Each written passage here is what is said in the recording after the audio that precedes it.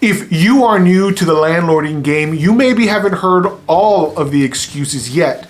Today we're going to talk about the kinds of explanations tenants give when you're screening them to see if they're a good candidate for a lease. Let's get started. So whether it's a matter of explaining away bad credit or giving a solid reason why they've changed jobs so many times over the last year, or perhaps why that eviction in their history really wasn't an eviction, these are the kinds of things that pop up that should be red flags all over the place, indicating to you that maybe this prospective tenant is not the best fit for you. If instead, if you take a chance on someone who doesn't actually meet your strict criteria when you're screening for tenants, you may later think to yourself, I think I made a big mistake. You want to make sure that you proceed without regrets. And if something pops up that you could not find, or is a brand new occurrence, or it's just one of those things that there was no way to plan for, that's different than if you saw a signal for it way down the road and just ignored it. So what you're going to want to do, particularly you new landlords, if you haven't heard these explanations, or perhaps you haven't come up with a good strategy with how to deal with them, you'll want to listen all the way through the end. I'm going to give you some great advice on how to deal with each of them. So here's a common one that we hear all the time that ultimately leads to disaster. It's the, well, I'll have the rest of this payment in a week. The fact that they're already behind with you is a clear indication they're probably behind on some of their other bills. So you have no idea, even if they come up with the money a week from the due date, what's going to happen down the line. What other bills are they having to make up for in weeks 2, 3, and 4? And how is this present situation going to affect next month? You really could just be kicking this problem down the road, and that doesn't really help you. You want to be able to keep a tenant that you know you can trust to pay their bills on time, but to get rid of a tenant who you can trust will not pay their bills on time. Once you have this indication, you really have to strongly consider whether or not it is time to issue that notice to vacate and move on. Your tenant is giving you a signal they simply can't afford to live at this property. All right, here's another one. You are going to collect rent, or it's around rent time, or rent is already late, and your tenant assures you, don't worry, the money's coming, I've already applied for assistance. Two things are going on right here. Your tenant is already telling you, I can't afford to live here, and the only way that I'll be able to is if someone bails me out. We're not making a judgment as to the character of the tenant, whether they're a good person or not. The judgment we're making is whether they're a good fit for this particular lease. And if they simply aren't, it's a better business decision for you to move on. Because in this particular case, where the tenant can only reside there if someone else comes in, you're relying on a third party to make that payment. And the fact is, if someone has simply applied for assistance and has some kind of verbal assurance of it, that's just not good enough. You have no idea if those funds are coming in a week or in a month. And if it takes longer than a week, it inevitably will affect the following rent period. Because if they can't make their rent now and they would have to wait again that same time frame for the next one, you're going to create a snowball effect of non-payment or late payment, and that spells trouble. Landlords, if you're getting value out of today's video, hit that like button. Please subscribe if you haven't done that yet. Questions or comments? Leave those below. I'll personally respond myself. Now, often when tenants get into payment difficulty, they'll help you out by saying, for example, don't worry, I'll be out by the end of the month. Well, first off, if you haven't been paid for the current month, you've got reason to worry. Not only is it in jeopardy, but anything beyond it is also in jeopardy. So maybe don't worry, but definitely act. The whole idea that you're simply going to wait until the end of the month for someone to come through on their promise to move out when they fail to come through on their promise to pay rent doesn't make sense. If they've already indicated to you that they're leaving, what additional harm would come to you if you issued a 3-day notice to vacate and then followed that up with an eviction filing? What they're asking you is to shoulder the entire burden of their breach. By you doing nothing, you risk them overstaying into the next month or taking full advantage of your gullibility. Either way, you're not in a good spot.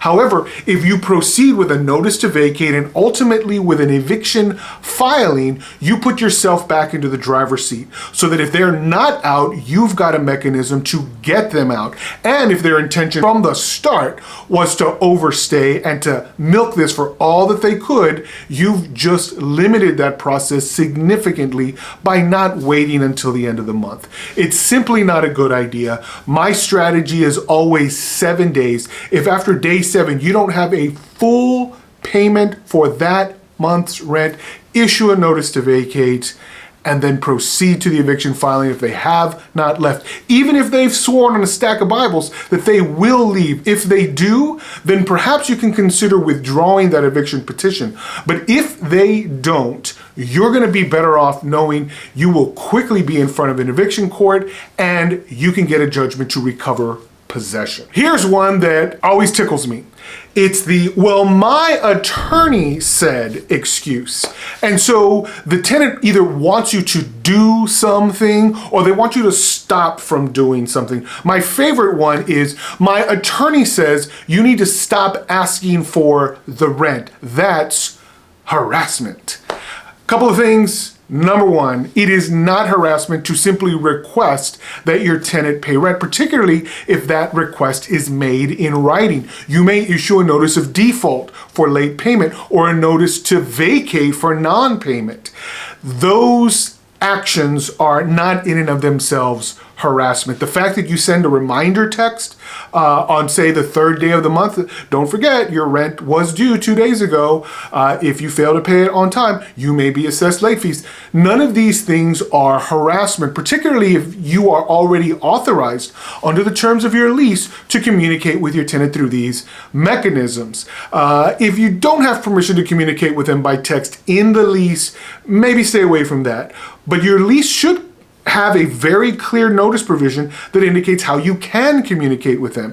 If it's limited to just the US mail, stick with that. But if you can mail something, email it, and text it, that doesn't hurt you and it is not harassment. The fact that they're talking about their attorney, but you've heard zero from the attorney, or you have no idea what this attorney's name is or their phone number, where their address is so that you can go and talk to them as well, probably means that they don't actually have an attorney, or they've never had an attorney, or perhaps they consulted with an attorney but couldn't afford to pay their fee for actual representation. Until you see a legitimate letter from an actual attorney, the words, well, my attorney said, really amount to nothing. Now, the same goes for you as a landlord. If you don't actually have attorney representation, you really shouldn't be playing the, well, my attorney said card until you've actually got a representative. And if that's the case, your best position isn't, well, my attorney said. It should be, go talk to my attorney.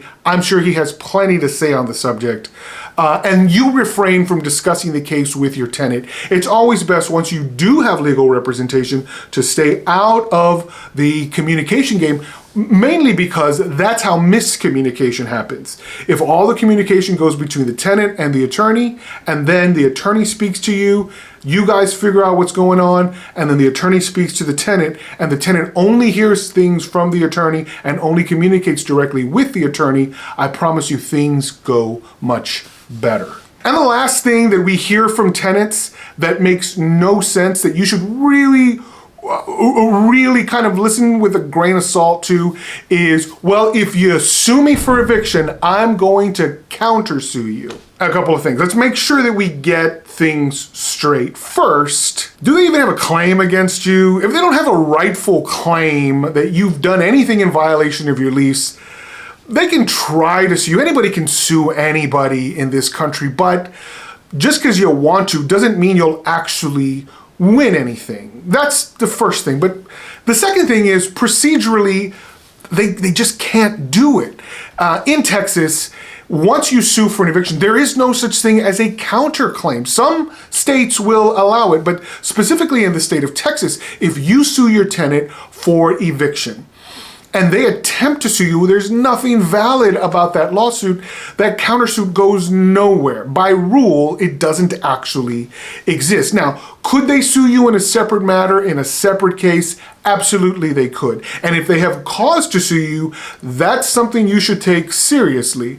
But if it's just bluster and the way they're gonna stop you from evicting them is by some threat that they're going to countersue you, go ahead and proceed with the eviction. They cannot countersue you in the state of Texas. There's no legal basis for it. There's no mechanism for it. Their best bet would be to file their own separate lawsuit. And again, they'd have to have valid grounds to do that. If none exist, there's really nothing to worry about. We hear a ton of things from our tenants that we unfortunately sometimes take too seriously.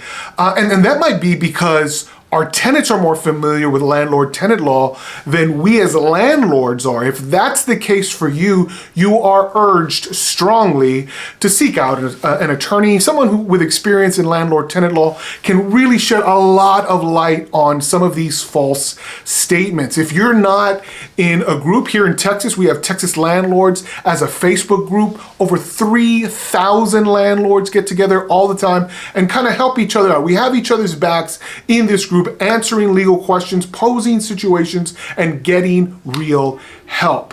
If you need an attorney, go seek out an attorney before you dive headfirst, particularly into something you have zero experience in. I've got a ton of videos on this channel that you can refer to, and YouTube seems to think that this particular video is perfect for you. Watch it. Let me know what you think in the comments below. Any questions you have, I'm happy to answer them. But until next time, happy leasing.